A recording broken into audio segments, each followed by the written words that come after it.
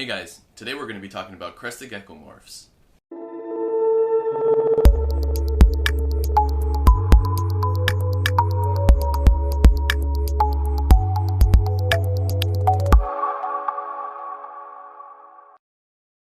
Instead of just showing you pictures of crested geckos and saying, okay, this is what this morph is, and this is what that morph is, what we have done is we have created some illustrations to show you what you should be looking for in your own crested geckos to answer your own questions and figure out what morph is my crested gecko. The main question that we get is what's the difference between a fire, a harlequin, and an extreme harlequin crested gecko. What we like to think of is that a fire crested gecko or a flame has only patterning on its dorsal area and maybe a little bit on the lower laterals of it. A harlequin actually has patterning on the dorsal area as well as on the lateral area. It goes from the mid to from the lower to the mid lateral section. A extreme harlequin is where the patterning is fully exaggerated and it goes from the lower lateral section to the top lateral section, as well as sometimes it bleeds from the dorsal area downwards. So that is where the main differences are between the three. Also, keep in mind that flames don't have any patterning on their legs or limbs.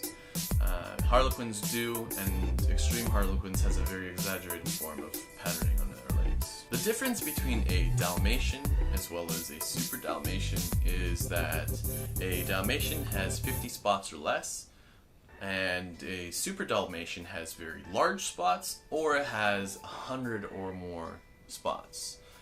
Also, there's a couple of different types of Dalmatians as well, which there's the confetti version, which has red as well as black and green spots, and then there's the ink spot version, which has very, very large spots on the side of it. It can have one large ink spot, or it can even have 2 or 3 depending on the actual gecko.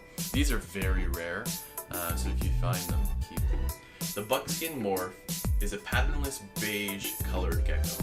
Not to be confused with patternless. Patternless is actually a colored gecko, say a solid red or a solid yellow, that is not considered a buckskin because it still is desirable.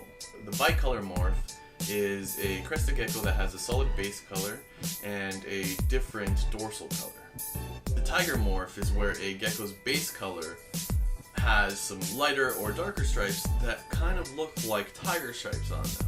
Now this isn't to be confused with the brindle, because brindles have a more exaggerated version of this. You can actually see it when they're fired up. It's very, very dark stripes. The Creamsicle Morph is the same as fire or harlequin. However, what it does have is a base color of orange with a patterning of a creamy white. The Halloween morph is the same thing. It is exactly the same as a flame or a harlequin. However, the base color is a black or a very chocolate brown, and all of the patterning on the gecko is orange in color. Tricolor morph typically has 3 colors on the gecko. You'll see a darker base, then you'll see the patterning markings, which is typically like an orange or yellow, and then on top of that you'll start seeing white markings right along the base of the belly as well as on the dorsal. This is what classifies a tricolor. There are 2 different types of pinstripe morphs. There's the partial pinstripe, which you can see that there's a break in the pinstriping along the dorsal. Then you have the full pinstripe, which is a solid line straight down the back. You also now have the lateral stripe, which is literally just a line on the side of the gecko, which can be broken or can be a solid line. A phantom pinstripe is where the pinstriping is visible. However, it lacks the cream or white coloring that a typical pinstripe has. This is usually personified with a dark line right underneath the dorsal. Portholes are the 3 little dots you see in the gecko right on this side. Now this then leads us into the very new morphs of Crested Gecko. There is a new morph which is an Sn2 Krusty Gecko, where they lack the pigmentation of their scalings. I think what they said is that typically you can tell if this is an exantic gecko if its tongue is very, very pink and, you know, the scaling is gray or black. And the other one, which was recently noted by Lily Exotics in the UK, is the Lily White. This is a very exciting morph. This is where white pretty much covers the entire body of the gecko.